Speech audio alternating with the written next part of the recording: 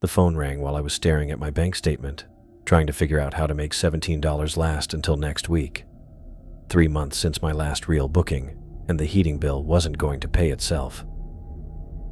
Blue Ridge Adventure Guides, this is Beck. Mr. Jensen. The voice was formal, precise, like someone reading from a script. I require your services for a private expedition. I sat up straighter. What kind of expedition?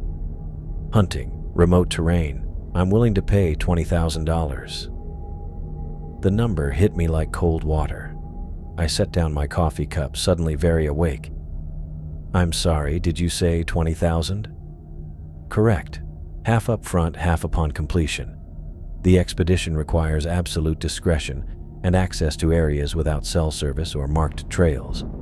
I understand you specialize in dangerous terrain. 20 grand would solve every problem I had and then some. But something about his tone made my stomach twist. Nobody dropped that kind of money without a catch. What exactly are you hunting? A pause. Something unique. I'll explain when we meet. Are you available to depart tomorrow morning? Look, Mr. Mason. Zach Mason. Mr. Mason, I appreciate the offer, but I need more details. What kind of equipment? How long are we talking? What's the target?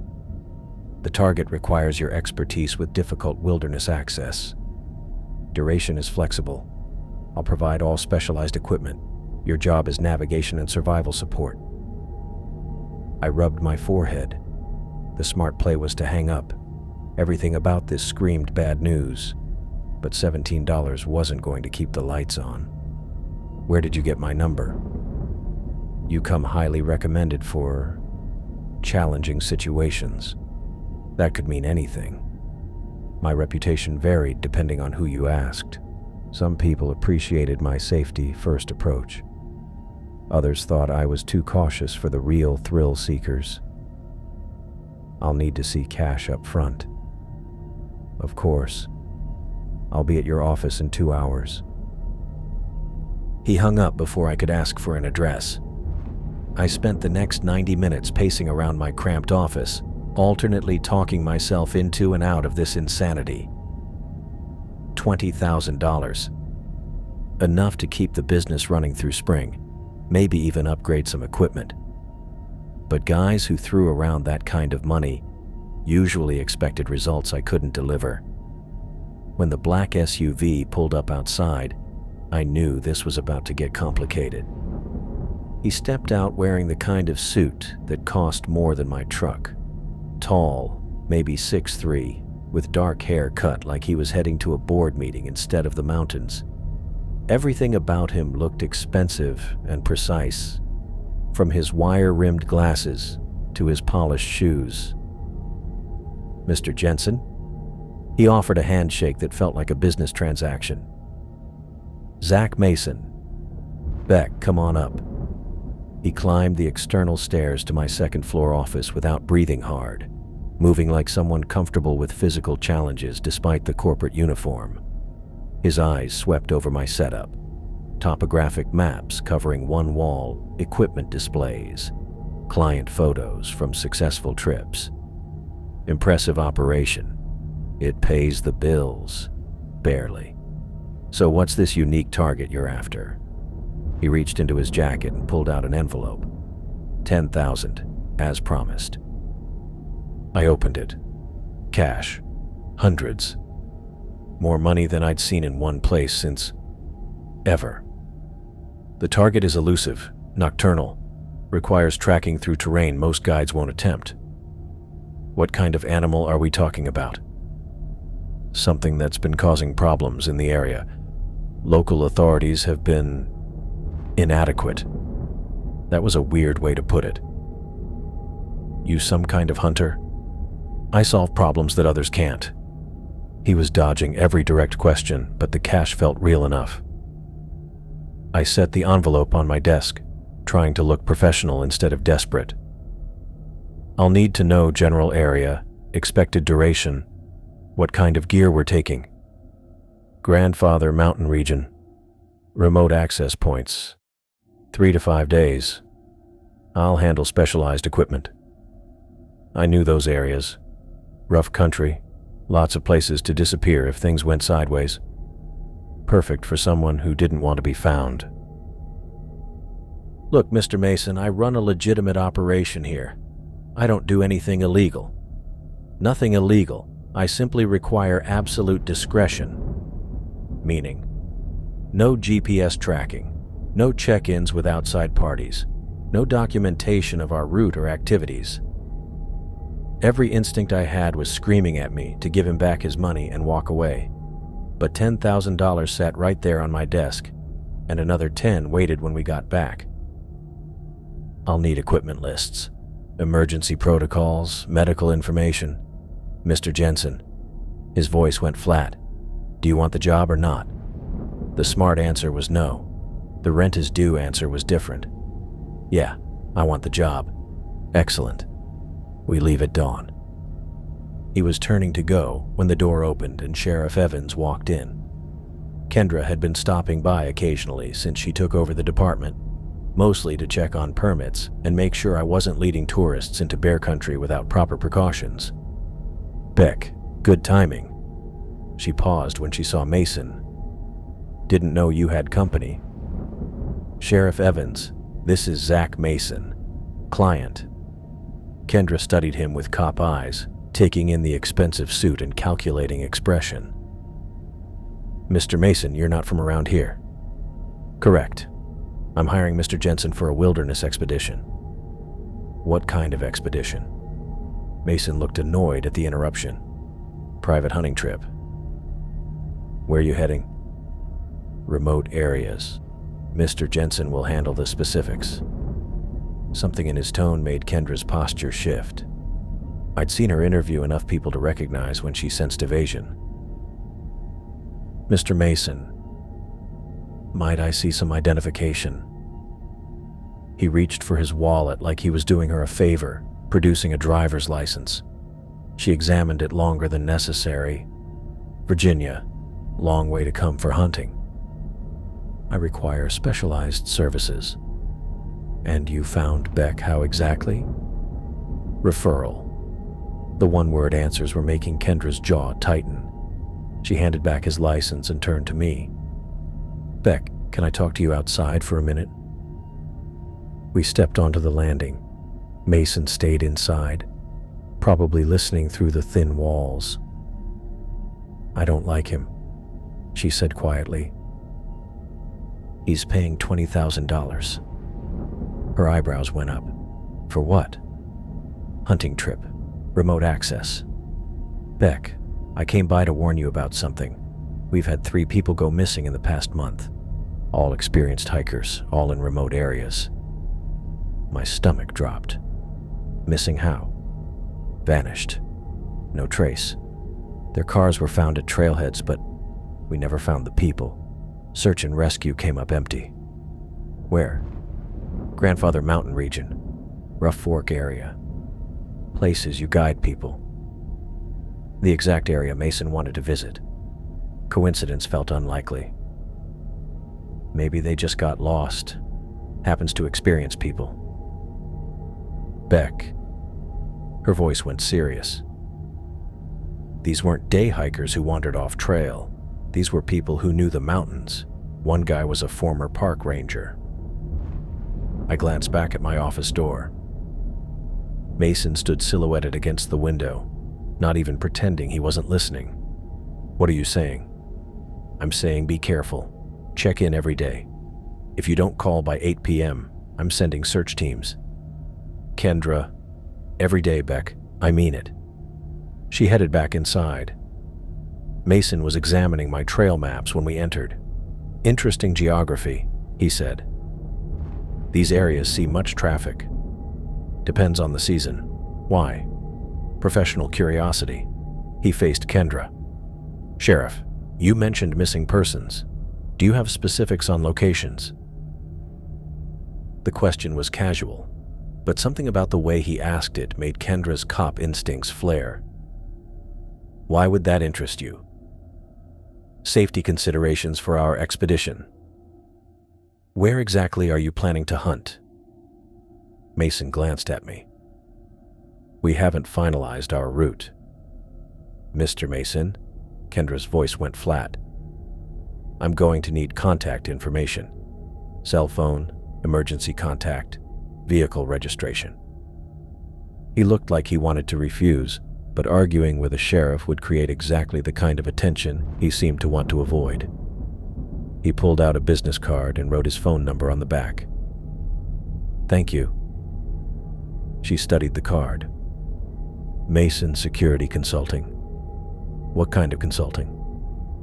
Risk assessment, corporate security, and hunting as a hobby, stress relief. The answers were getting shorter, more evasive. Kendra pocketed the card and gave me a look that said we'd be having another conversation later. Beck, remember what I said. Daily check-ins. After she left, Mason watched through the window until her patrol car disappeared. Local law enforcement seems thorough. She's good at her job. Yes. He turned back to me. Is this going to be a problem? Not if we're just hunting. We are. But the way he said it made me wonder what we were hunting, and whether it might be hunting us back. I'll pick you up at 6 a.m., he said. Bring your gear for rough terrain. Everything else will be provided. He left without shaking hands, climbing into his SUV and driving away like he had somewhere important to be. I stood in my empty office, staring at $10,000 in cash and wondering what I'd just agreed to do. Outside, the mountains looked the same as always, but something felt different now, like the wilderness was holding its breath, waiting for tomorrow morning to arrive. I spent the rest of the afternoon convincing myself this was a normal job. $20,000 bought a lot of rationalization. My phone buzzed at 11 p.m. with a text from Zach. Plans changed. Dawn pickup. Need early start. He showed up before sunrise in a different vehicle, a black pickup truck loaded with more gear than any hunting trip required. He traded the expensive suit for tactical clothing that looked military grade, complete with cargo pants and boots that had seen actual use. Ready? He asked, like the time change was perfectly normal. Your text said dawn. It's still dark. We need to be in position before other hikers reach the area. The drive to Grandfather Mountain took 2 hours through increasingly remote roads. Zach consulted a detailed topographical map and GPS unit, but he seemed to know exactly where he was going, taking back roads I barely recognized. You've studied this area extensively, I said as he turned onto an unmarked forest road. Thorough preparation is essential. The way he said it suggested more than casual map reading, but $20,000 kept my follow-up questions to myself. The trailhead parking area held 2 other vehicles when we arrived, an old Subaru Outback covered in university stickers and a beat-up Ford pickup that looked like it belonged to someone who actually worked for a living. Looks like we're not alone, I said. Zach studied both vehicles with more interest than seemed normal. Indeed. We were unloading gear when a woman emerged from the tree line carrying a notebook and looking like she hadn't slept well. Late 20s, with the kind of disheveled academic look that suggested she spent more time reading than hiking. She wore a burgundy sweater that had seen better days and practical hiking pants that looked recently purchased. Oh, hello, she said, sounding surprised but not entirely unhappy to see other people. I didn't expect to run into anyone else out here. Joyce George, she introduced herself, extending a hand with calluses that suggested more outdoor experience than her appearance indicated. I'm doing research for my doctorate, folklore and anthropology. Beck Jensen, this is Zach Mason. Zach shook her hand with the same business transaction grip he'd given me, but I noticed Joyce pull back faster than politeness required. Something about him made her nervous. What kind of research? I asked. Appalachian legends, specifically. I'm documenting stories about supernatural entities that supposedly inhabit remote areas. She glanced at Zach, then back to me.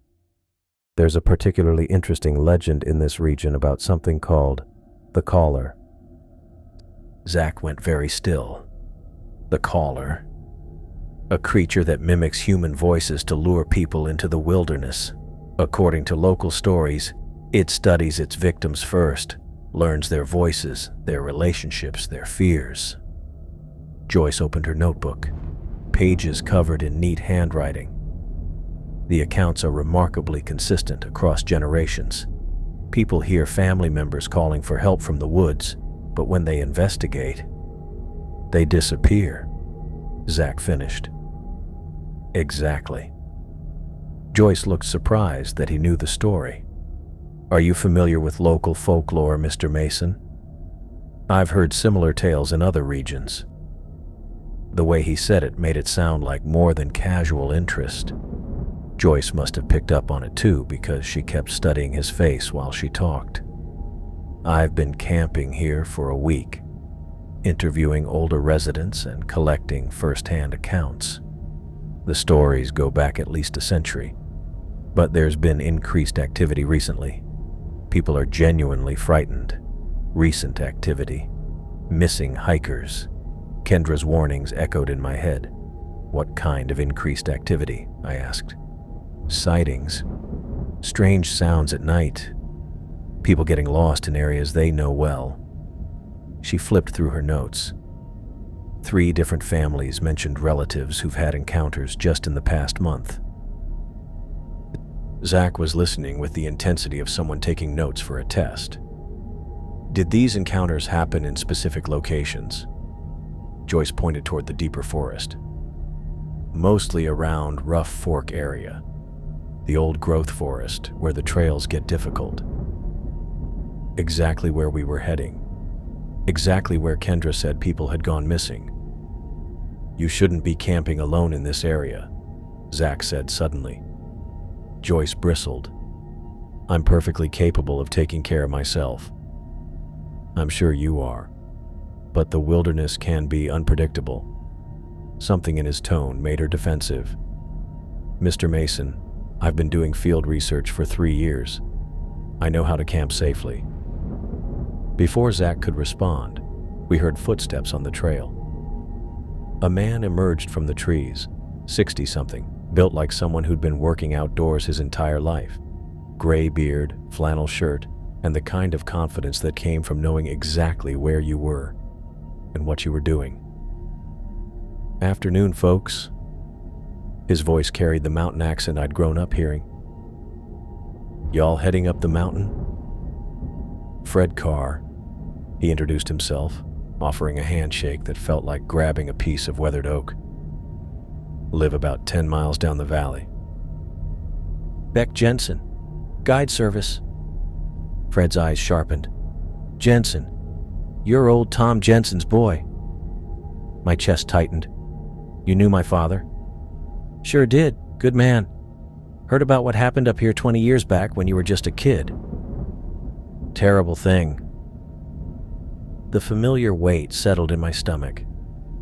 Even 2 decades later, people still remembered, still looked at me with that mixture of sympathy and curiosity. Fred, Joyce interrupted. Maybe you could help with my research.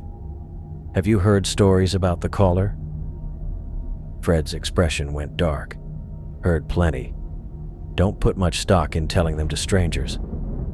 But you believe the stories are based on something real? Young lady, these mountains got things in them that city folks don't understand. Smart people know when to stay home. He turned to address all of us, but his eyes lingered on Zach. Y'all planning to camp up there tonight? That's the plan, I said.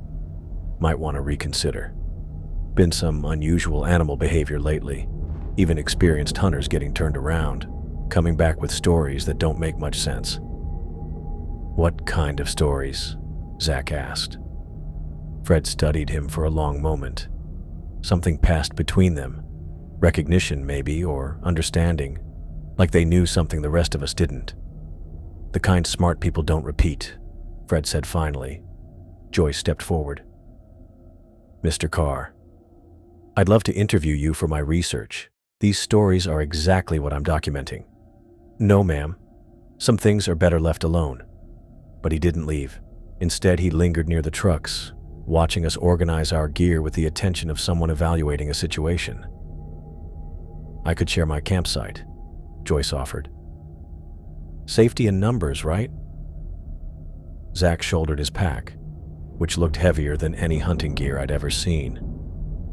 We need to reach a more remote location, better hunting opportunities. The areas Mr. Carr mentioned are further up the trail, Joyce said. That's where the most recent encounters happened. Perfect, Zach said, consulting his map again with practiced efficiency. We started up the trail single file, Zach leading while checking his GPS and topographical references, me behind him noting how thoroughly he'd prepared, Joyce taking notes as she hiked despite the challenging pace. The forest felt wrong from the start. Not dangerous exactly, but empty in a way that didn't make sense. No bird calls, no squirrel chatter, no insects buzzing. Just our footsteps and breathing echoing off the trees. It's quiet, Joyce observed after an hour of steady hiking. Animals go quiet when predators are around, I said, but my voice sounded hollow even to me. What kind of predators? She asked, maintaining the pace better than her academic background had suggested. I didn't have a good answer. In all my years guiding people through these mountains, I'd never experienced silence this complete. Even in winter there were sounds, wind, branches creaking, something moving in the underbrush.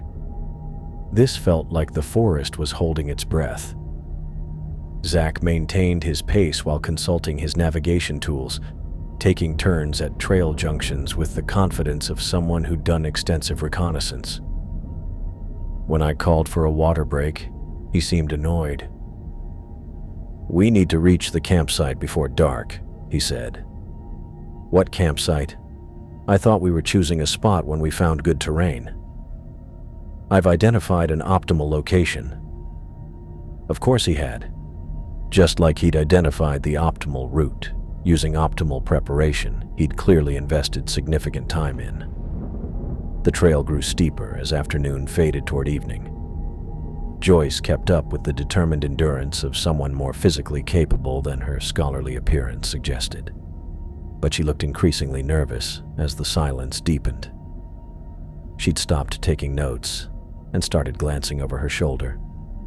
Mr. Mason, she said during another break, what exactly are you hunting? Elusive prey. That's not really an answer. Zach adjusted his pack straps. Some things are difficult to explain until you see them. The evasion was getting ridiculous, but $20,000 kept my mouth shut. Joyce looked like she wanted to press the issue, but something about Zach's expression discouraged questions. We reached his chosen campsite just as the sun touched the horizon, a clearing surrounded by old-growth forest, with good sight lines and defensible positions. Military thinking, not hunting strategy. This works, I said, dropping my pack. Perfect, actually, Joyce agreed, pulling out her camping gear. This is exactly the kind of location mentioned in the accounts I've collected. Zach was studying the tree line when Fred Carr stepped out of the shadows, carrying a rifle and moving with the silent efficiency of someone who belonged in these woods. Figured you'd end up here, he said. I jumped and felt stupid for being startled. How did you know these trails better than most? Fred's eyes met Zach's again, and that same understanding passed between them. Good choice for a campsite. Defensible. Defensible. That was an interesting word choice for a hunting camp.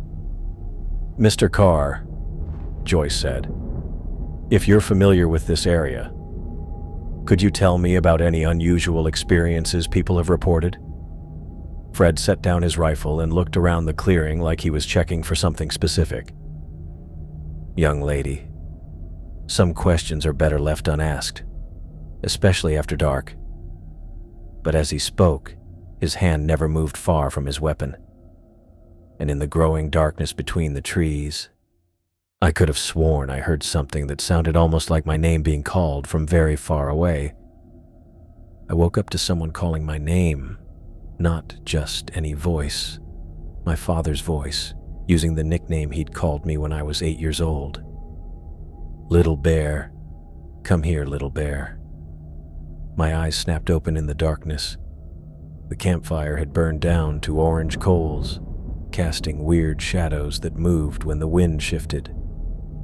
I could hear Zach's breathing from his sleeping bag 10 feet away, steady and even. "Little bear." The voice came from the tree line again, patient and familiar. Exactly the way my dad used to call me when we'd play hide and seek in the woods behind our house. I sat up, my sleeping bag rustling too loud in the silence. The voice had come from the north side of the clearing, where the old growth trees created a wall of blackness between their trunks. Beck. This time it was closer. Or maybe louder. Still my father's voice, still using that name nobody else had ever called me. My mom didn't even know about it, just something between me and him during camping trips. I found myself standing up without deciding to.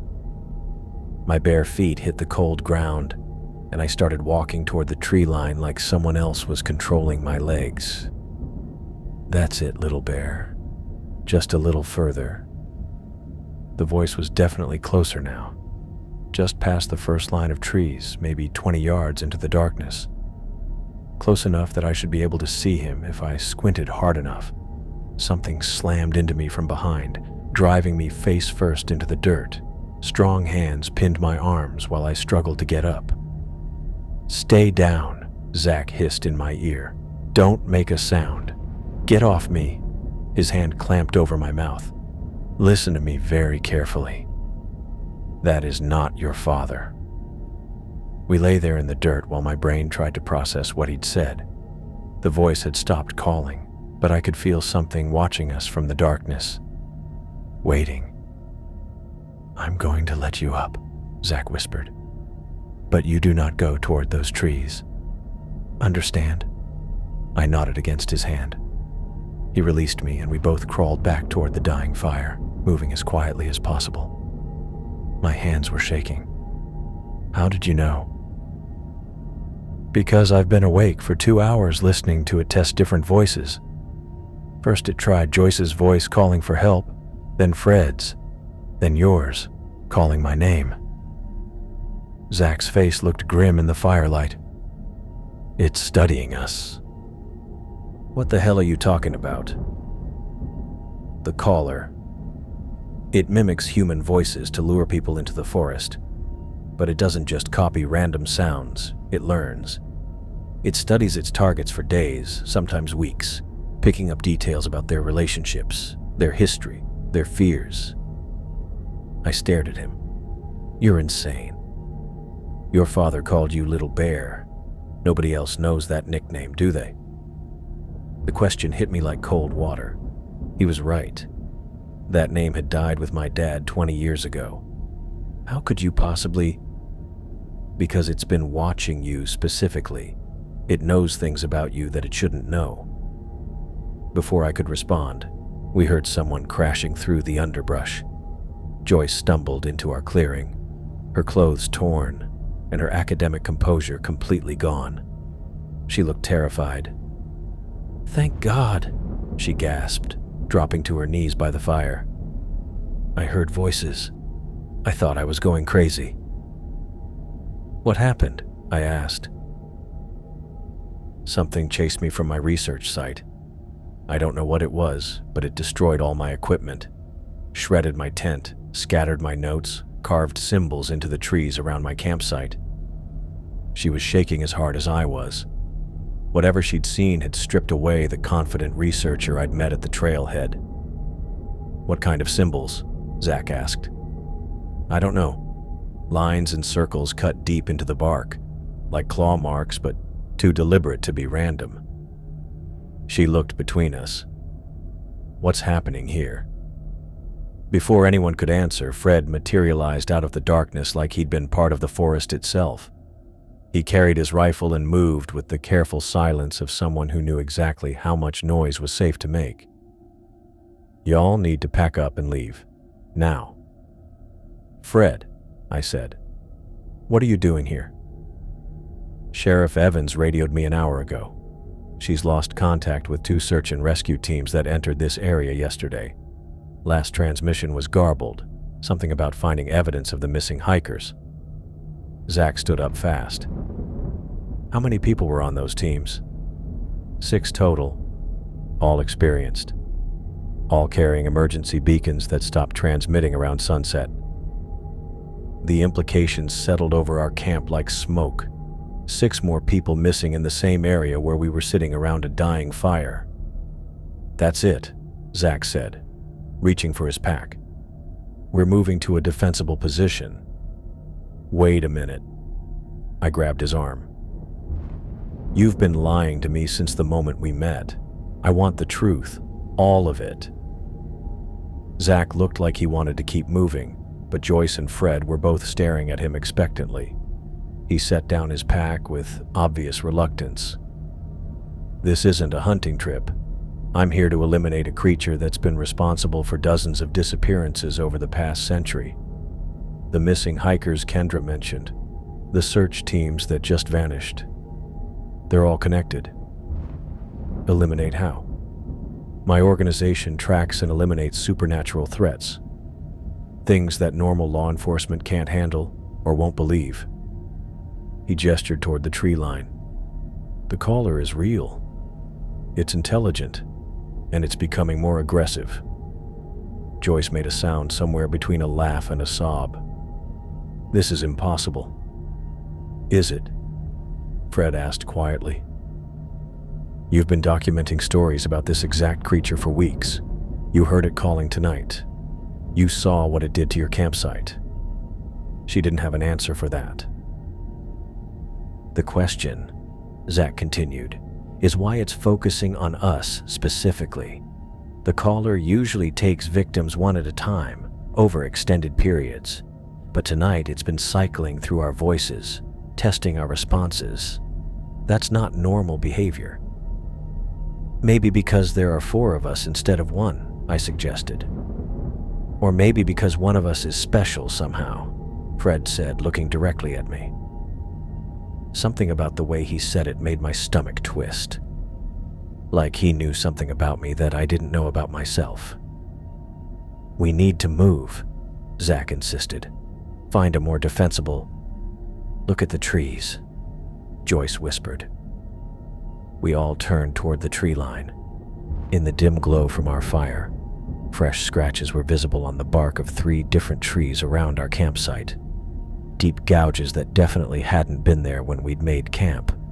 But it wasn't just the marks themselves that made my blood freeze. It was the pattern. The scratches formed rough circles around our position, like something had been walking the perimeter of our camp, marking territory. "It's been watching us," Fred said. As if in response, my father's voice drifted out of the darkness one more time. "Little bear, time to come home." Dawn broke over our campsite like a reluctant witness, gray light filtering through trees that still bore fresh scratches from whatever had circled us in the darkness. Joyce sat hunched by the barely smoking fire, her notebook clutched against her chest.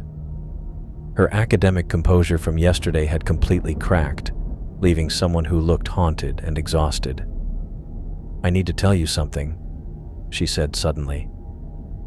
"I'm not really a folklore researcher." Zach looked up from checking his equipment. "What do you mean?" "I mean I lied. About everything." Her voice was steady, but her hands shook as she opened the notebook. "My name is Joyce George. I do have a doctorate in anthropology, but I'm not here for research. I'm here because that thing killed my brother 15 years ago." The words hung in the morning air like smoke. Fred stopped adjusting his rifle strap and stared at her. "I was 14. Daniel was 12. We were camping with our parents about 30 miles south of here, and something started calling his name from the woods. It sounded exactly like our mother, but she was sitting right next to the fire. Joyce's voice got quieter. Daniel kept saying he heard her calling for help, that she was lost and scared. We tried to stop him, but he just walked into the forest like he was sleepwalking. My chest felt tight. The similarity to last night was too close. We searched for 3 days. Found his body near a cave system, but the coroner said he'd been alive for at least 2 of those days. The official report claimed he died from exposure and animal attacks. She turned pages in her notebook, revealing newspaper clippings and police reports. But I knew something else had taken him, something that could sound exactly like our mother. "So you've been hunting it," Zach said. "For 15 years. I got my degree specifically to access research databases and historical records. Every story about the caller, every disappearance that matched the pattern. I documented everything." She spread out hand-drawn maps covered in red marks. "It moves in cycles, stays in one area for months or years, takes several victims, then relocates to new hunting grounds."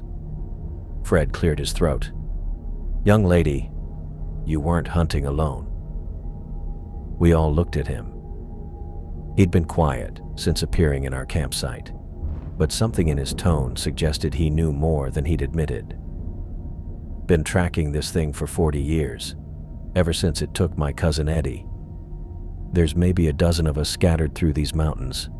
Hunters, rangers, people who've lost family. We share information, watch for patterns, try to warn folks away from dangerous areas. A network," Zach said. "Old-fashioned kind. Radio check-ins, marked trees, signal fires when something's moving through the territory. We learned from our grandfathers, who learned from theirs." Fred gestured toward the tree line. "This thing's been hunting these mountains longer than most people realize." Zach was studying both of them with increased interest. "My organization has been monitoring electromagnetic disturbances in this region for 6 months. Satellite imagery shows energy patterns that don't match any known natural phenomena." "What organization?" Joyce asked. "We investigate and eliminate supernatural threats that conventional authorities can't handle. The electromagnetic signatures here are unlike anything we've encountered. More complex, more intelligent." He pulled out a tablet, showing topographical maps overlaid with color-coded data. "The disturbances center on this exact area, with expanding circles of activity that match your disappearance patterns." My brain was trying to process everything they were telling me when a horrible realization started forming. My father disappeared 20 years ago, officially ruled an accidental drowning, but they never found his body. Joyce looked up sharply. "Where?" "About 15 miles from here. We were camping and I woke up alone. Search teams found me 3 days later, but I couldn't remember what happened. They said trauma had caused memory loss." "What was your father's name?"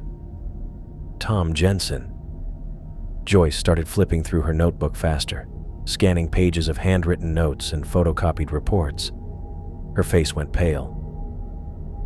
"Here. Thomas Jensen, age 38, disappeared during camping trip with son. Child found traumatized. No memory of incident. Body never recovered." She looked up at me. "It's in my database. Your father was taken by the caller." The information hit me like ice water. Everything I'd been told about that night, the storm, the river, the accident, was wrong.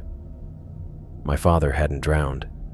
He'd been taken by the same thing that was calling my name last night. "This can't be coincidence," Zach said quietly.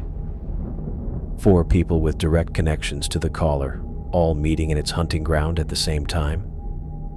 "Maybe we were drawn here," Joyce suggested. "Maybe it wanted us to come." Fred shouldered his rifle. "Maybe it's been planning this for a long time." Before anyone could respond, We heard vehicles approaching through the forest. Multiple engines, moving fast on the access road we'd hiked yesterday. "That'll be Sheriff Evans," Fred said, checking his radio. "Gave her our position last night when things started getting strange." 2 minutes later, Kendra emerged from the tree line, followed by 3 deputies and 2 men in tactical gear I didn't recognize. She looked like she'd been awake all night and had driven here at dangerous speeds. "Thank God you're all alive," she said, but her relief was mixed with something darker. "We found the missing search teams." The way she said it made my stomach drop. "Found them where?" Zach asked. "Cave system about 2 miles north of here. Both teams, all 6 people." Kendra's voice was carefully controlled. "They were alive until sometime yesterday evening. Medical examiner says they showed signs of prolonged psychological trauma, severe dehydration, malnutrition, evidence they'd been restrained for days." "Restrained how?" Joyce whispered. "That's the disturbing part. No ropes, no chains, no physical barriers. They were found in open chambers with clear paths to exit.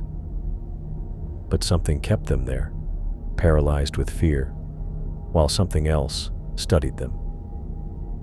One of the tactical guys spoke up. "Bodies show bite marks and scratches, but nothing fatal.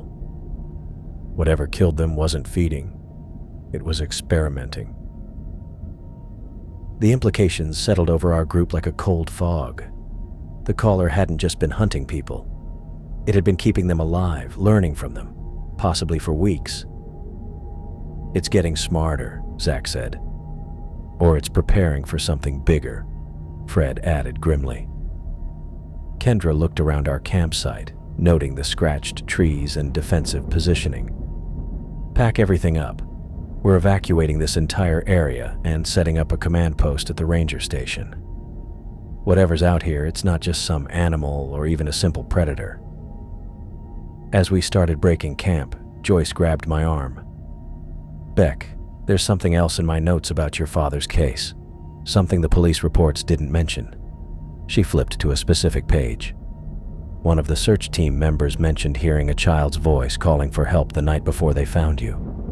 A voice that sounded exactly like you, coming from the same area where your father disappeared."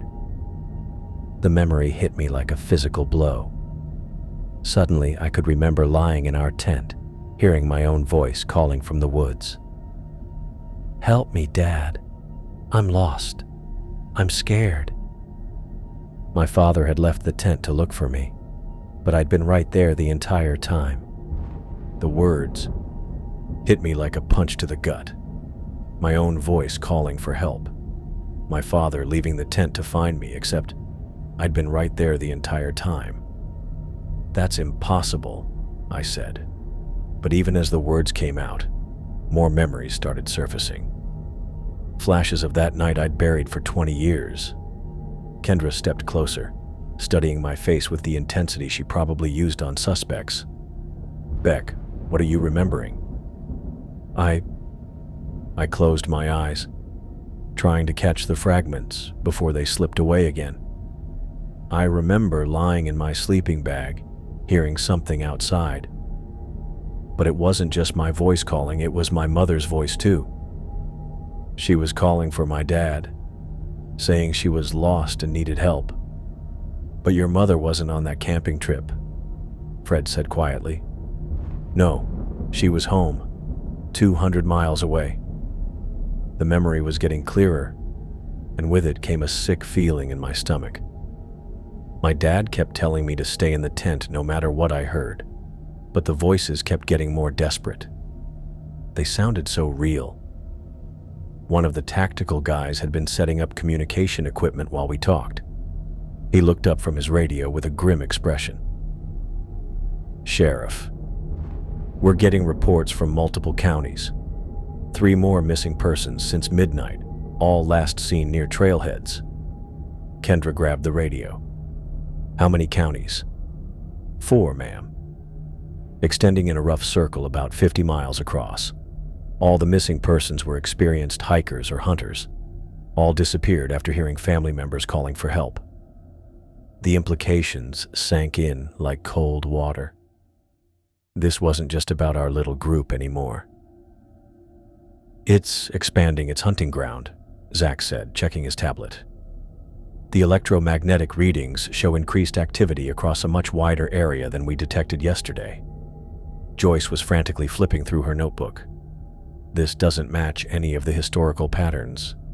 The caller typically takes 3 to 4 victims from an area, then moves on to new territory. But it's taken 7 people from this region and now it's spreading outward instead of relocating. 7 that we know about, Kendra corrected.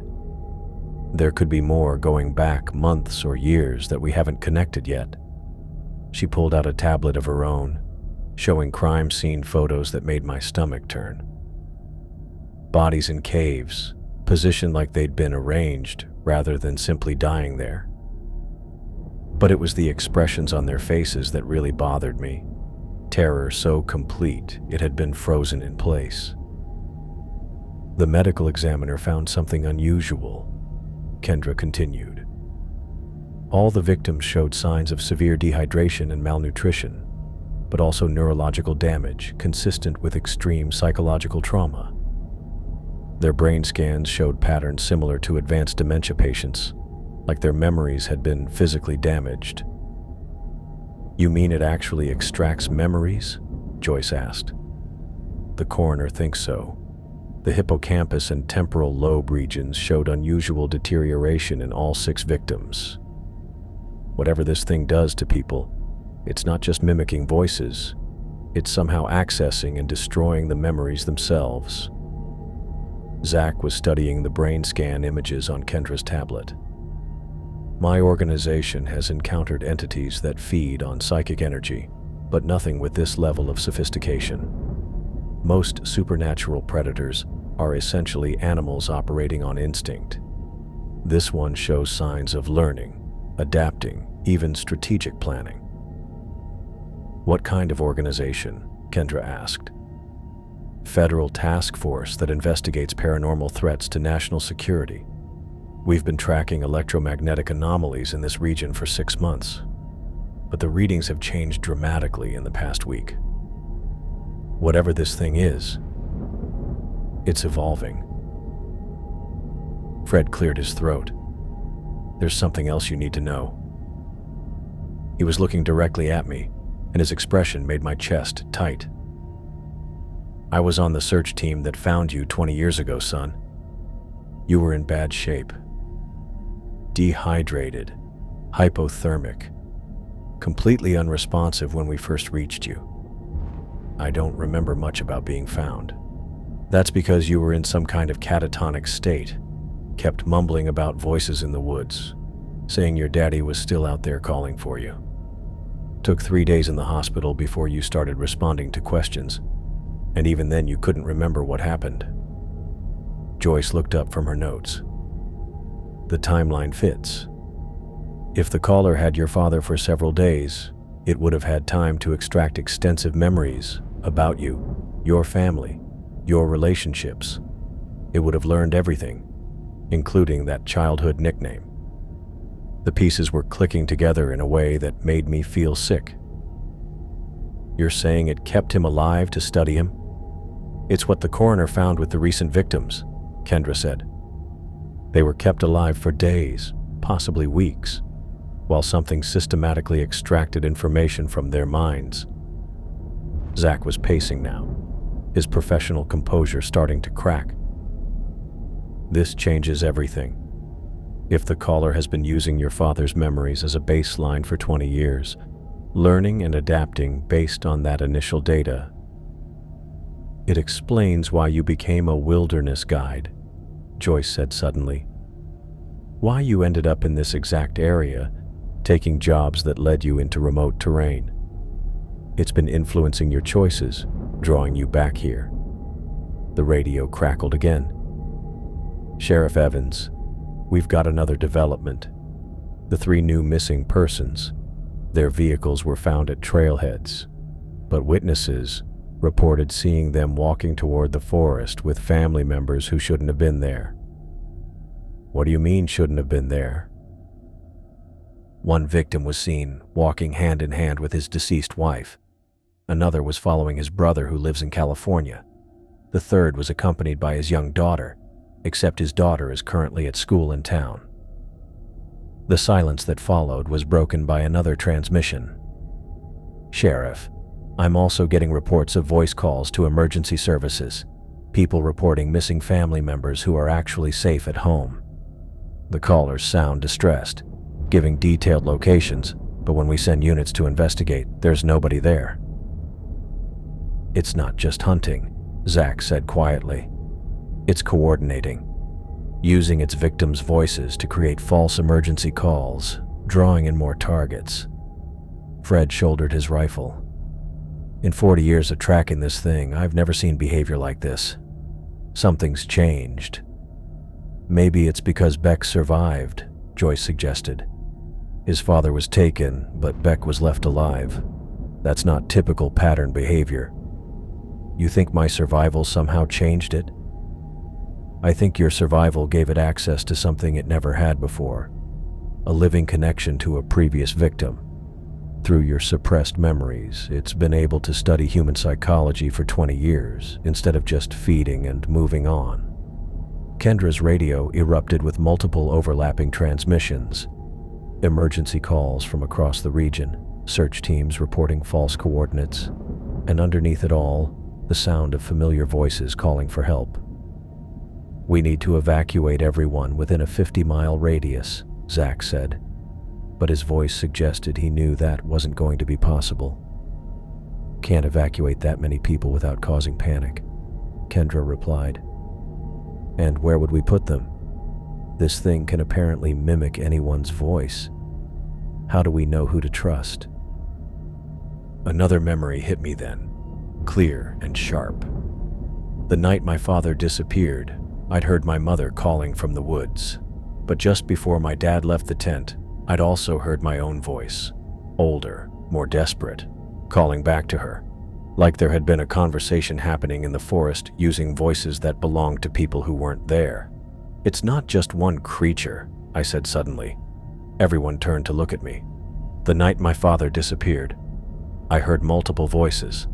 My mother calling for help, then my voice answering her, then my father's voice joining the conversation. They were talking to each other, but none of those people were actually in the woods.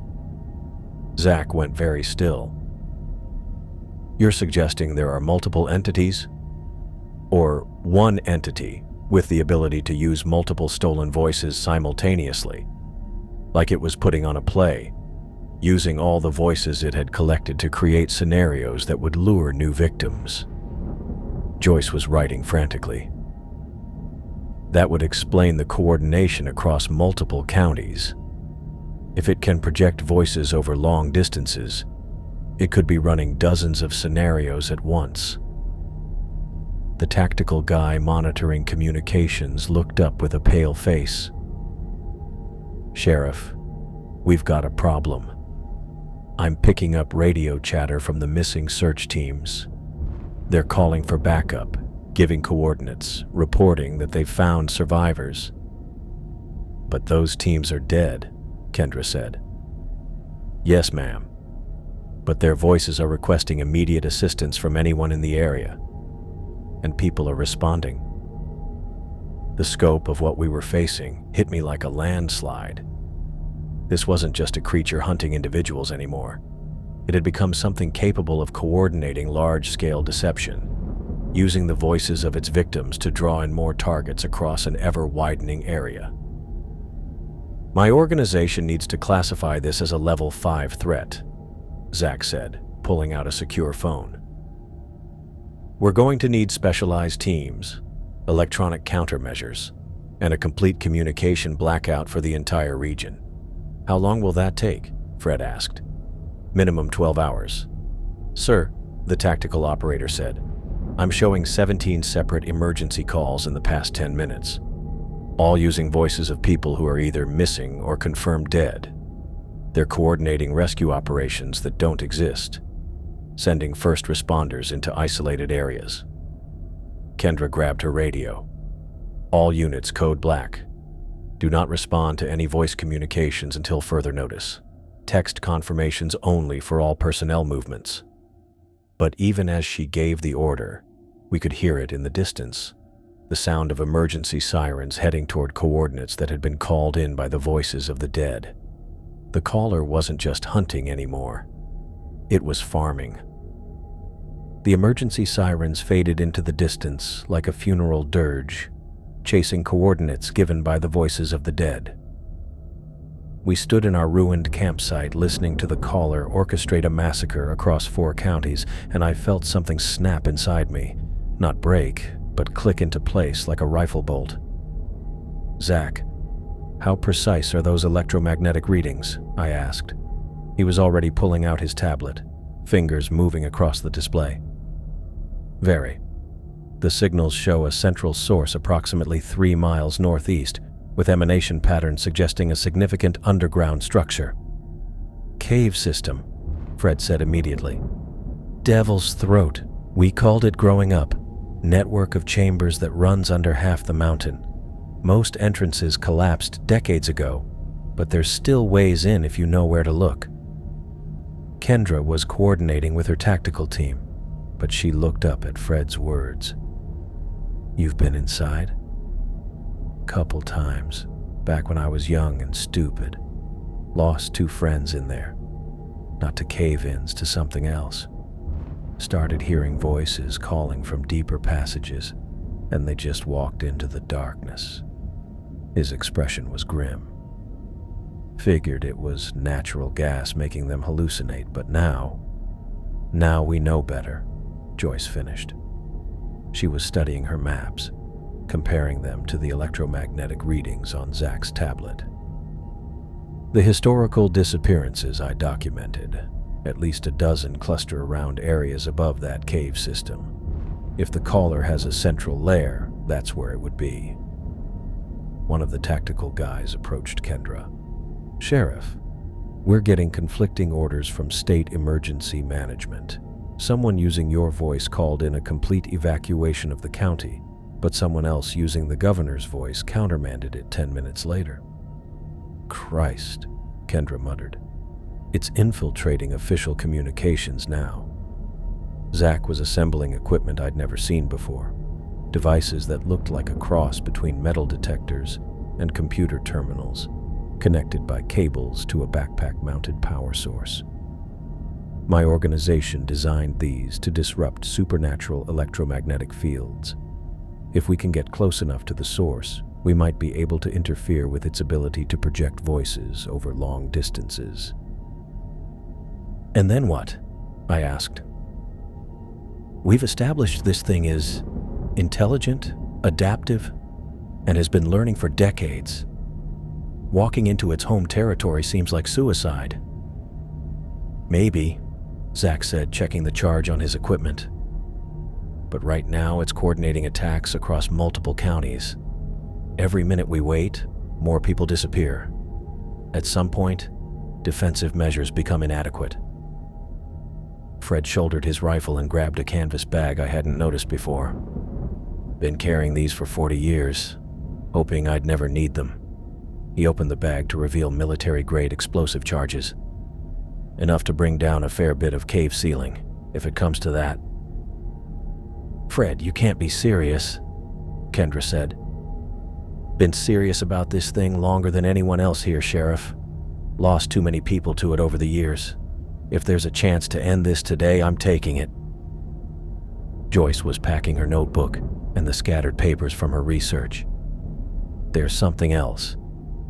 The historical accounts mention that the caller becomes more dangerous when cornered, but also more vulnerable. It has to maintain its connection to this dimension somehow, and that connection can be severed." "How?" Zach asked. "The stories say it anchors itself using the stolen memories of its victims. If those memories are disrupted or destroyed..." She shrugged. "It's just folklore, but so was everything else that turned out to be true." We left the campsite in a convoy, Kendra's SUV leading, followed by the tactical team's vehicles, with Fred riding in Zach's truck to guide us to the cave entrance. The drive took 40 minutes on increasingly rough terrain, ending at a rocky outcropping where vehicle access became impossible. Fred led us up a steep trail for another 20 minutes before stopping at what looked like a random cluster of boulders. Entrance is behind here. Narrow squeeze for about 30 feet. Then it opens up into the main chamber system. Zach's electromagnetic detector started chirping faster as we approached the rocks. By the time Fred showed us the hidden gap between boulders, the device was emitting a steady whine that made my teeth ache. "Readings are off the charts," Zach said. "Whatever's down there, it's generating massive electromagnetic disturbances." The entrance was exactly as Fred had described. A narrow passage between rock walls that scraped our shoulders and forced us to move single file. Kendra had insisted on going first, her sheriff's training taking over despite the supernatural circumstances. I followed, then Joyce, then Zach with his detection equipment, and Fred bringing up the rear with his explosives. The passage opened suddenly into a chamber large enough to hold a football field. Battery-powered LED lights revealed stone walls covered in scratches, not random marks, but deliberate patterns that repeated across every surface. Symbols, maybe, or some kind of record-keeping system. But it was the floor that made my stomach drop. Personal belongings were arranged in neat rows like a museum display. Backpacks, clothing, jewelry, camping gear. Decades worth of items that had belonged to people who'd never made it home. Each collection was carefully organized, as if someone had been cataloging trophies. "My God," Joyce whispered. Kendra was already photographing everything with her phone. This has to be evidence from 100 missing persons cases. I walked deeper into the chamber, following a pull I couldn't explain. Near the back wall, I found a familiar green tent and a Coleman lantern that I'd helped my father pack 20 years ago. His camping gear, perfectly preserved and arranged with the same obsessive care as everything else. "Beck?" Zach called. "You need to see this." He was standing near what looked like a natural depression in the cave floor, where dozens of small electronic devices had been placed in concentric circles. The devices were recording equipment, old cassette players, digital voice recorders, even vintage reel-to-reel machines. All of them were running. "It's been recording everything," Zach said. "Every voice it's ever mimicked, stored and cataloged."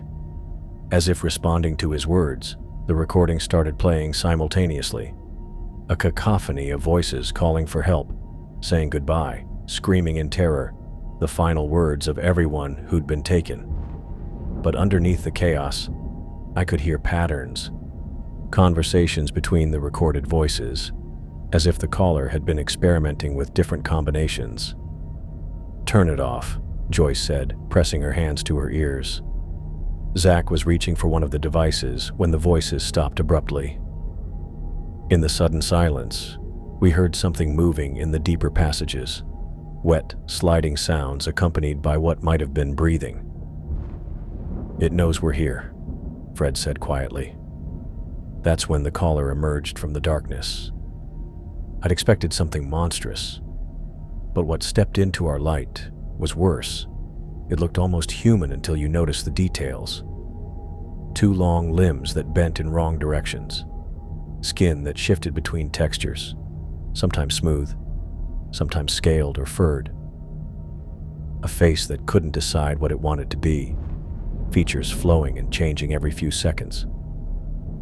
But it was the eyes that really got to me. They were completely human and completely aware. "Beck," it said in my father's voice, "you finally came home." The voice was perfect. Every inflection, every subtle accent that I'd forgotten until hearing it again. But coming from that shifting creature, it felt like a violation of everything sacred. "Hello, Sheriff Evans," it continued, now using Kendra's voice to address her directly. "Thank you for bringing them to me." Then Zach's voice. The electromagnetic readings were exactly what I expected. Joyce's voice. 15 years of research, and I still didn't understand what I was looking for. And Fred's voice. Should have brought more explosives. Each voice was perfect, using words we'd actually spoken, but arranged to create new meaning. It was mimicking us in real time, taking our recent conversations and turning them into psychological weapons. "You're afraid?" it said, cycling through all our voices in sequence. "You should be. I've been preparing for this moment since the night I took your father, Beck. Do you want to know what he told me about you?" I forced myself to speak. "You killed him." "Eventually. But first he lived with me for months, down here in the dark, telling me stories about his little boy who loved hide-and-seek in the woods. He called for you every day, Beck. Every single day for 3 months, he used his voice to call you home." The thing that had been my father's voice continued. "I learned so much from him. How to sound like family. How to find the words that would hurt the most. How to make people walk into the forest when every instinct told them to run." Zach was assembling his disruption equipment, but I could see his hands shaking. Whatever this thing was, it was affecting all of us on a level deeper than fear. "Your organization has been hunting my kind for decades," it said to Zach in his own voice. "But you've never encountered one that learned to hunt you back." Joyce stepped forward, her academic instincts overriding her terror. "The recordings, the arrangements. You're not just hunting individuals, you're building some kind of database." "Very good, Dr. George, though that's not really your name, is it?" "Joyce Elizabeth George Laughing Bear. Your Cherokee grandmother taught you about spirits that steal voices.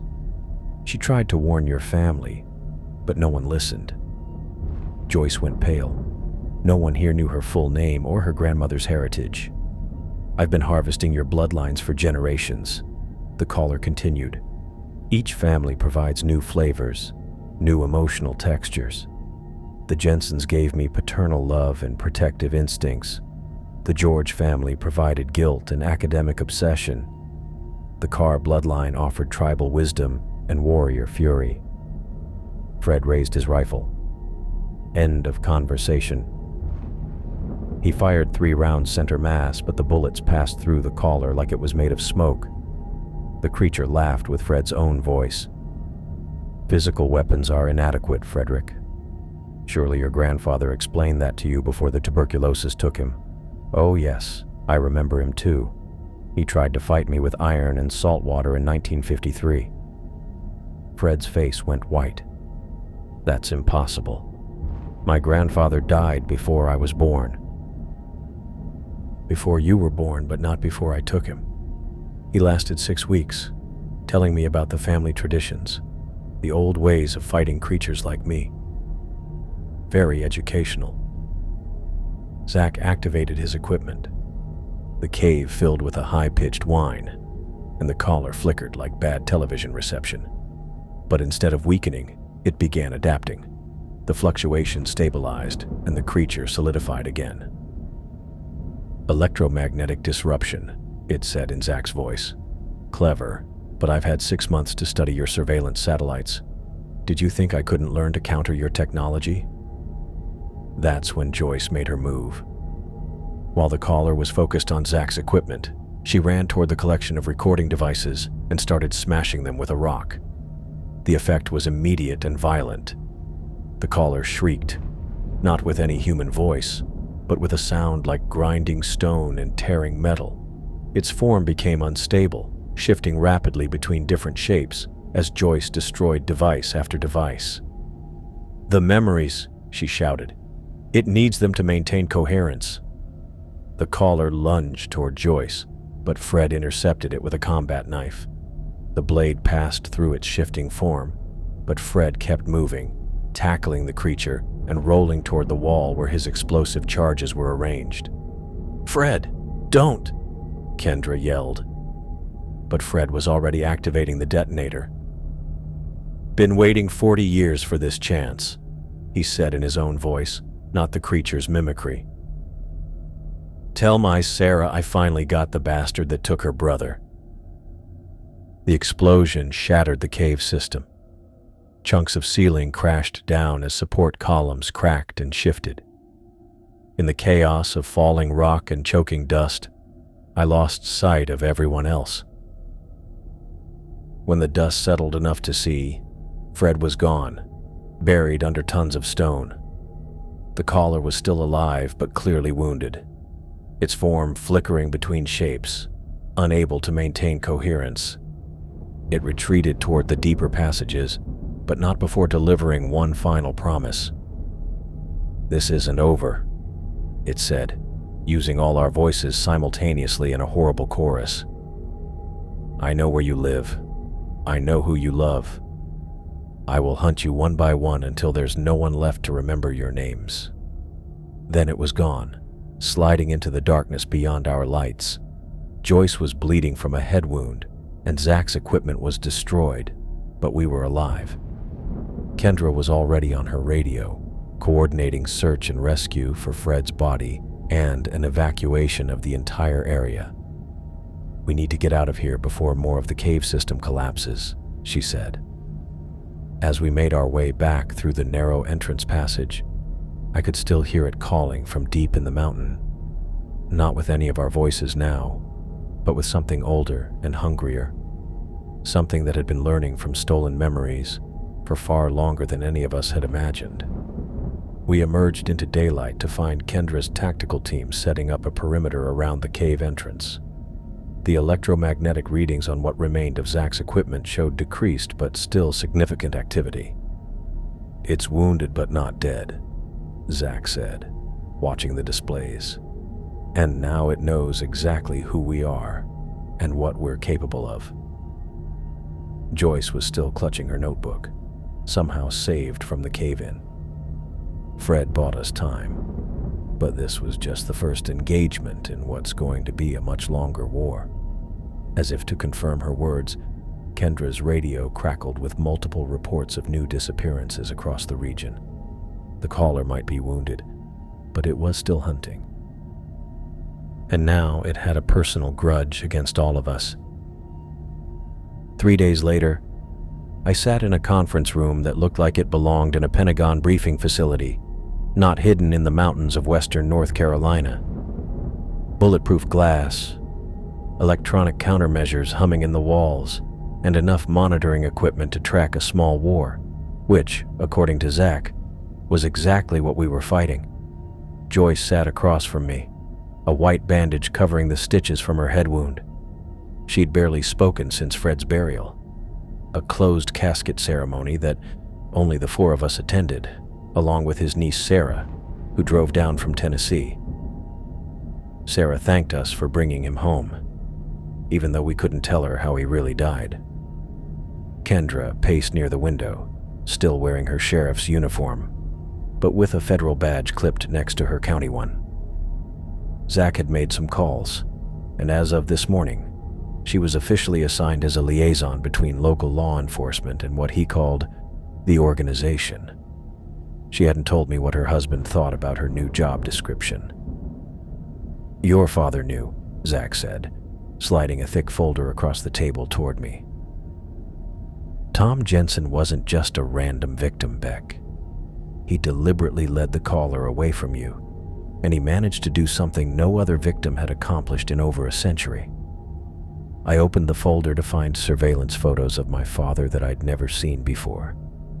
Not family pictures, but long-distance shots of him hiking alone in the weeks before he died. Time-stamped images showing him placing objects at specific locations throughout the forest. He was being watched, protected. My organization had identified him as a potential target based on electromagnetic readings in the area. We tried to intervene when possible, but we were too late. Zach pulled out another document. "However, your father wasn't completely helpless. He'd been researching local disappearances for months, trying to understand what was taking people from the area. The surveillance photos showed my father leaving small metal objects at various spots along hiking trails.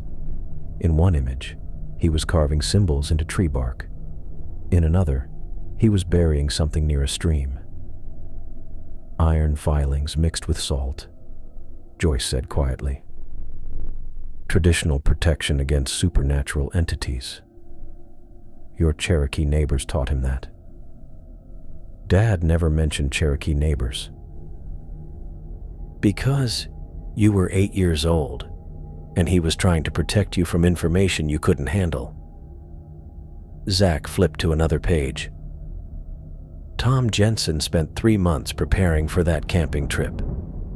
He knew something was hunting in those woods, and he suspected it would come for his family eventually. Kendra stopped pacing and looked at the photos. He was using himself as bait. Exactly. He led you to a location he'd already prepared with protective barriers, then deliberately drew the caller away when it arrived. The iron and salt weakened it enough that it couldn't maintain coherence while hunting multiple targets. I stared at a photo of my father kneeling beside what looked like a careful arrangement of stones and metal objects. So my survival wasn't luck. Your survival was purchased with your father's sacrifice, Zach said. And it wasn't just altruistic. Tom Jensen understood something about the caller that we're only now beginning to comprehend. He activated a wall display showing a map of North America covered in red dots. Hundreds of them, spread across every state and extending into Canada and Mexico. Each dot represents a confirmed supernatural entity elimination over the past 50 years, Zach explained. Notice the patterns? I studied the map and saw what he meant. The dots formed rough circles around major population centers like a containment strategy. We're not just hunting individual monsters, Zach continued. We're fighting an ongoing invasion from something we call the shadow dimension. These entities exist partially outside our reality, feeding on human consciousness to maintain their presence here.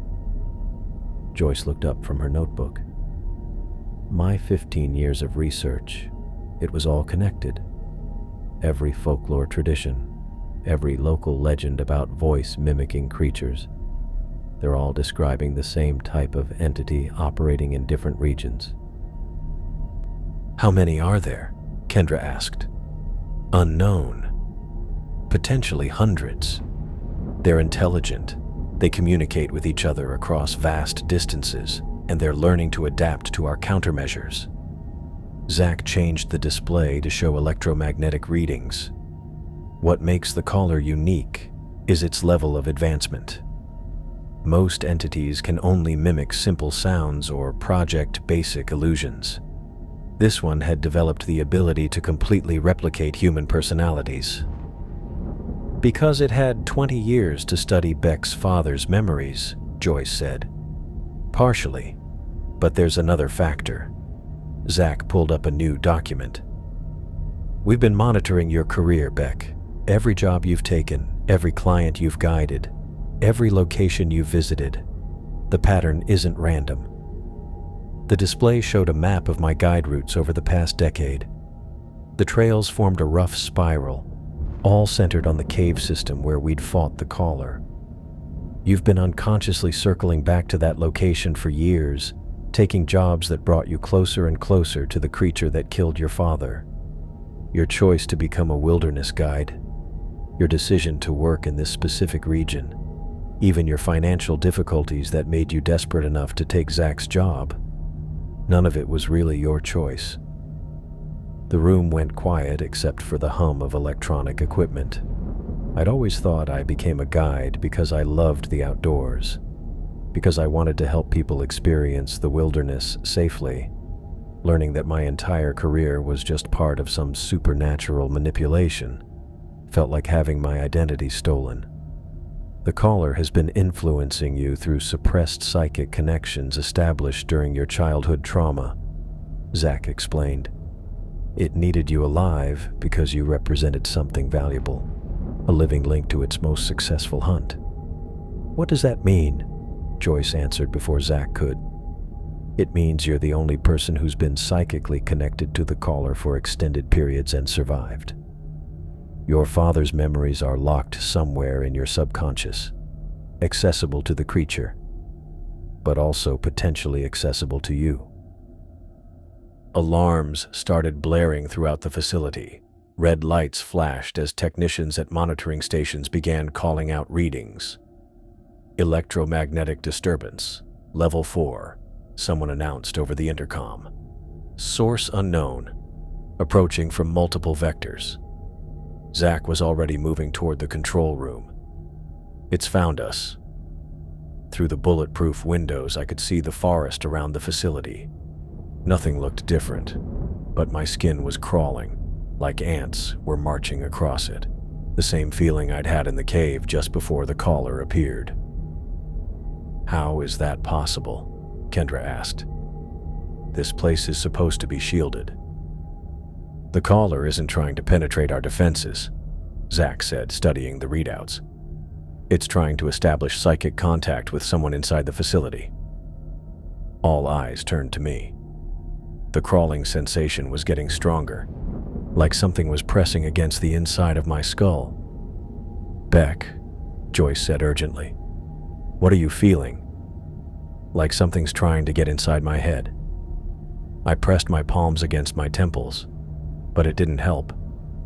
It's looking for something. Your father's memories, Zach said. The ones the caller extracted and stored. They're still connected to you through quantum entanglement at the psychic level. In English, please. Part of your father's consciousness is still alive inside that creature, and it's trying to communicate with you. The pressure in my head intensified, and suddenly I could hear my father's voice. Not the caller's mimicry, but actually him, speaking directly into my mind. Little bear, you need to understand. The creature isn't from here. It's a parasite from a dimension where consciousness exists without physical form. It anchors itself to our reality by stealing and storing human memories. But the anchor works both ways. He's talking to me, I said aloud. My father is actually talking to me. The memories it took from me include everything I learned about fighting it. All the research, all the protective techniques, all the weaknesses I discovered. You have access to that information, but only if you're willing to establish a direct psychic link with the creature. That's suicide, Zach said. Direct psychic contact with the caller would give it complete access to your mind. Tell the man in the expensive suit that direct contact is the only way to destroy the anchor. The creature can only be eliminated by someone who willingly enters its psychic space and destroys the stolen memories from the inside. My father says it's the only way. Someone has to go into its psychic space and destroy the stolen memories from the inside. Joyce looked up from rapid note-taking. That would explain why traditional weapons don't work. The creature exists primarily in psychic space, using physical reality as a feeding ground. Tell Dr. George her grandmother was right about spirits that steal voices, but she was also right about warriors who could walk between worlds. You're that warrior, Beck. You were marked by the creature as a child, but that marking works both ways. The alarm suddenly stopped. Through the windows, I could see the forest again, but now there were shapes moving between the trees. Human figures walking toward the facility, but their movements were wrong. Too fluid, too coordinated. Projected manifestations, Zach said, watching the approaching figures. It's using stolen memories to create temporary physical forms. I recognized one of the figures, Fred, walking toward us, with his rifle slung over his shoulder. But Fred was dead, buried under tons of stone. It's using our grief against us, Joyce said, making us see people we've lost. The creature is preparing for a final assault. It knows this facility represents a threat to its entire species. If it can eliminate your team, it can continue expanding its hunting ground without interference. My father says this is bigger than just us. The caller sees this facility as a threat to its entire species. Kendra was coordinating with the tactical teams. All units report ready. But sir, our weapons didn't affect that thing in the cave. Conventional weapons won't work. Zach agreed. But we're not fighting conventionally. He turned to me. Beck, your father's right. You're the only one who can establish the necessary psychic link without being immediately overwhelmed. The trauma from your childhood created a partial immunity to the caller's consciousness-destroying effects. What exactly are you asking me to do? Return to the cave system, alone. Establish direct psychic contact with the caller and use your father's stolen memories to destroy its dimensional anchor from the inside. Through the windows, more figures were emerging from the forest. I saw people I'd guided over the years, hikers who'd never made it home from other expeditions, and faces I didn't recognize but somehow knew were victims from decades past. How many people has this thing killed? I asked. Based on Joyce's research, potentially thousands over the past century, Zach said. And if it successfully adapts to our countermeasures, it will teach other entities how to do the same. Tell them about the network. My father's voice said in my head. The creature you fought was just one node in a larger system. They're planning something that would make individual hunting look like a minor inconvenience. There are more of them, I said. My father says the caller was just one part of a larger network. They're planning something bigger. Joyce dropped her pen. A coordinated invasion. Using the techniques the caller developed, they could simultaneously target major population centers. The window for stopping this is closing. The creature is wounded and vulnerable, but it's also desperate.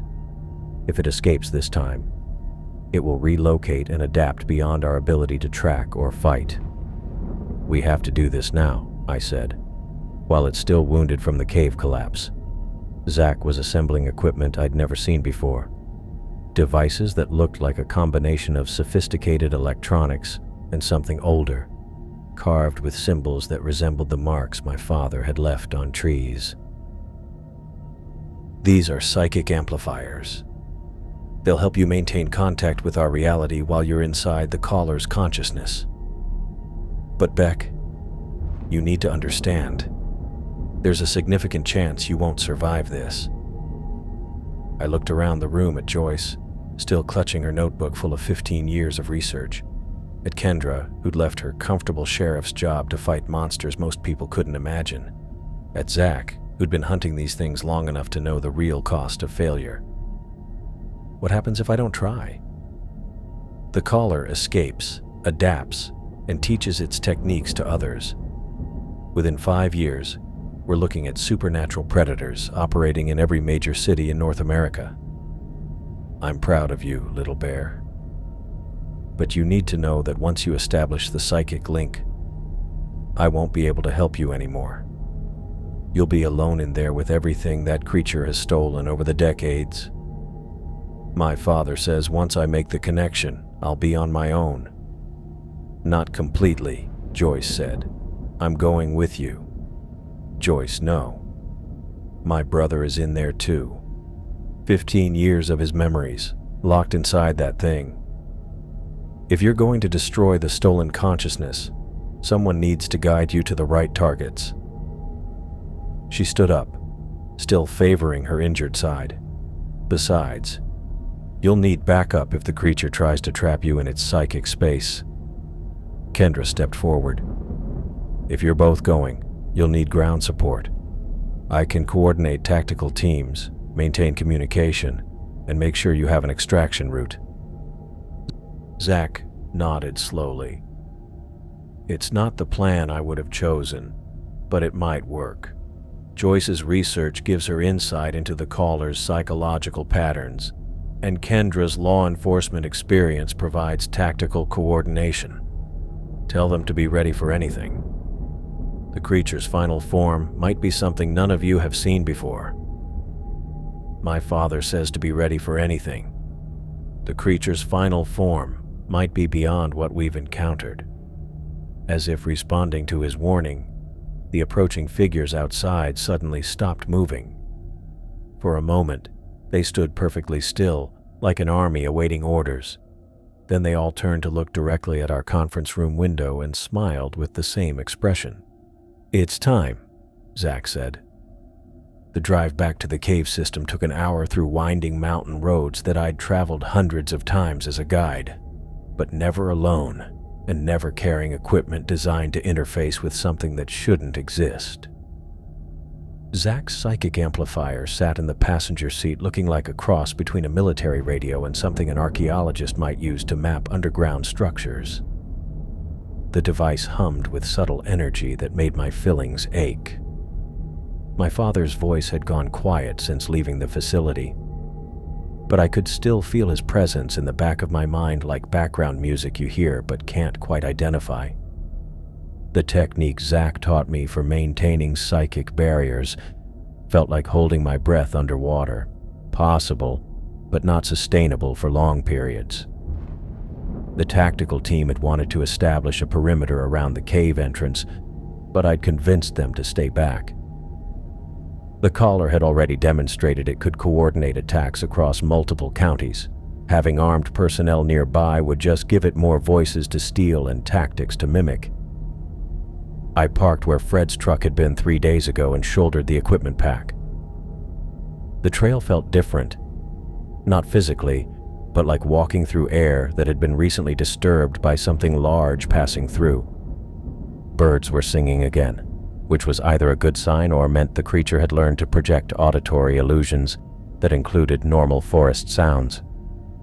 The boulder field where Fred had shown us the entrance looked exactly the same, except for scorch marks on the rocks from the explosion. The narrow passage was still open, though chunks of ceiling had fallen and made the squeeze even tighter. I activated the psychic amplifier before entering the cave. According to Zach, the device would create a buffer between my consciousness and the caller's psychic attacks while amplifying my connection to my father's stored memories. What he hadn't mentioned was that it felt like having someone else's thoughts slowly bleeding into your own. The main chamber had changed dramatically. Fred's explosion had brought down a section of the back wall, revealing passages that extended much deeper into the mountain. The carefully arranged belongings of missing persons were scattered but still recognizable. Decades of lives interrupted, organized by something that viewed human existence as collectible data. The recording equipment was destroyed, which explained why the electromagnetic readings at the facility had dropped. But something else was different about the cave's acoustics. Sounds echoed wrong, as if the space was larger than it appeared or extended into dimensions that didn't follow normal geometry. "Hello, Beck." The voice came from everywhere and nowhere, but it wasn't my father's voice this time. It was mine, speaking with perfect inflection but wrong emotional undertones, like hearing yourself on a recording played back through broken speakers. "I know you're here," I said aloud. "Let's finish this." The caller materialized gradually, assembling itself from shadows and displaced air, but instead of the shifting, uncertain form we'd encountered before, it appeared almost human. Tall, wearing clothes that could have belonged to any hiker, with a face that was an average of every person it had ever encountered. Generic and familiar at the same time. "Your father taught me so much about you," it said, still using my voice. "Your fears, your dreams, your deep-seated need to find him again. Even now, you're hoping this confrontation will somehow bring him back." I activated the feedback loop function on Zach's device. The amplifier started cycling through frequency patterns designed to resonate with suppressed traumatic memories. The effect was immediate and unpleasant.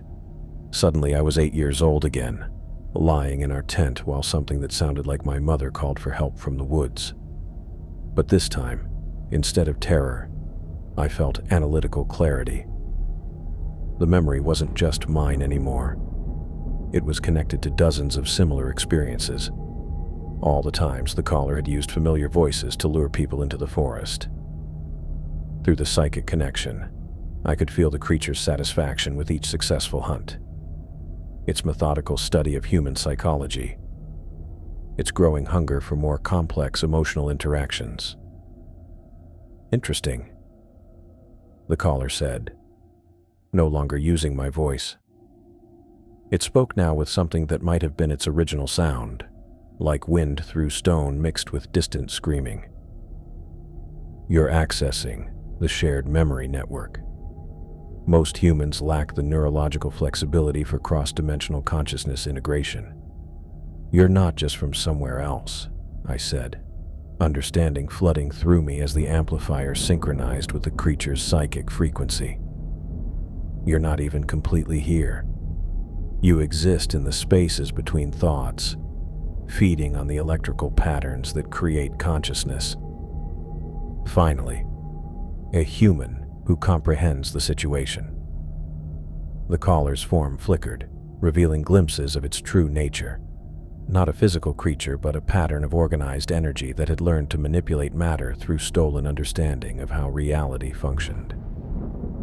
"Your dimension is crude, but abundant. Billions of conscious minds generating enough psychic energy to sustain thousands of my kind." I cranked the amplifier to maximum power. The device screamed with feedback as it created resonance loops between my suppressed memories and every similar trauma the caller had inflicted over the decades. The creature staggered as the feedback hit it, confusion rippling through its borrowed consciousness. "What are you doing?" "Something my father figured out before you killed him." I could feel the technique working as traumatic memories began cascading through the psychic connection, not just mine, but everyone's. The terror of hearing a loved one calling from the darkness, the realization that the voice wasn't real, the final moments of understanding before being dragged into the forest. Fear works both ways. You've been feeding on human trauma for so long that you've integrated it into your core programming. The caller's form began destabilizing as the feedback loop forced it to experience every moment of suffering it had caused. Decades of stolen final moments crashed through its consciousness simultaneously. Hundreds of people calling out for help that never came, the despair of parents searching for children who would never return home, the slow horror of victims realizing they were trapped with something inhuman. "Impossible," it said, voice fracturing across multiple frequencies. "I am the predator. Humans are resources. You cannot weaponize your own weakness against me." "You made one mistake," I said, feeling my father's memories surfacing through the connection. "You kept us alive too long, all those weeks and months of torture, letting us see how you operate, learning your patterns. Every victim you studied also studied you." The creature lunged toward me, but its physical form was becoming inconsistent. Parts of it phased through solid rock while other sections solidified enough to shatter against the cave walls. The stolen voices it had used to hunt were turning inward, creating a cacophony of accusations and demands for justice. "The network," it gasped, recognizing what was happening. "If I collapse, the others will lose their anchor points in this dimension." "That's the idea." I pushed the amplifier past its safety limits. Sparks flew from the device as it created feedback loops within feedback loops, each cycle dragging more stolen memories into the resonance pattern. The caller's scream filled the cave with harmonics that made the stone walls crack. Then something extraordinary happened. The voices of everyone the caller had taken began speaking simultaneously, not in terror, but in defiance. My father's voice rose above the others, clear and strong. "Little bear, it's time to let go. We're finally free." The caller imploded like a collapsing star, folding in on itself until nothing remained but empty air and the echo of voices saying goodbye. The amplifier's emergency shutdown kicked in, leaving the cave in sudden, complete silence. I sat on the stone floor for several minutes, letting my brain readjust to existing in only one dimension. The psychic pressure that had been building since entering the cave was gone, replaced by a sense of completion I hadn't felt since childhood. When I finally made it back to the entrance, Zach, Joyce, and Kendra were waiting with enough monitoring equipment to track a space launch. The readings on their devices showed flat lines where electromagnetic disturbances had been spiking for months. "It's done," I said. Joyce was the first to speak. "I felt them leaving. All the voices, all the stolen memories. My brother Daniel said goodbye." Zach was studying his readings. "Electromagnetic signatures across the entire region have returned to baseline levels. Whatever network connected the caller to other entities appears to have been severed." Kendra lowered her radio. "Search and rescue teams in 4 counties are reporting that missing persons cases from the past 6 months just called in. They're all alive, confused about lost time, but physically unharmed." We stood in the mountain sunlight, processing the reality that our supernatural war was actually over. I expected to feel relief or triumph, but mostly I felt empty. 20 years of unconsciously circling back to this place, and now there was nowhere left to go. "What happens now?" I asked. Zach packed up his monitoring equipment. "Now we go back to hunting the next threat. There are always more creatures testing the boundaries between dimensions. Most aren't as advanced as the caller, but they're still dangerous." "You want me to keep working with the organization?" "Beck, you just successfully interfaced with a trans-dimensional predator and lived to tell about it. That makes you one of maybe a dozen people on Earth with the neurological resilience for this kind of work." I looked back at the cave entrance where my father had died, and where I'd finally found him again. The mountains looked normal for the first time in my memory, just rock and trees and sky. No underlying sense of wrongness or hidden watchers. "What about my guide business?" Joyce smiled. "You'll still be guiding people through dangerous terrain, just different kinds of danger." 6 weeks later, I stood in a parking lot outside Yellowstone National Park, checking equipment for what Zach called a routine elimination mission. My client this time was a creature that had been posing as a park ranger and leading hikers into geothermal areas where their bodies would never be found. The pay was better than wilderness guiding. The work was more meaningful than anything I'd done before, and I was finally using skills I didn't know I possessed. But most importantly, I understood my purpose now. Some people are born to bridge gaps between the normal world and the places where reality gets complicated. My radio crackled with Joyce's voice running operational support from a mobile command center. "Target acquired 2 miles north of your position. Remember, this one uses environmental camouflage, not vocal mimicry." "Copy that," I replied, shouldering my pack. Beck Jensen heading into the field. For the first time in 20 years, I was exactly where I was supposed to be.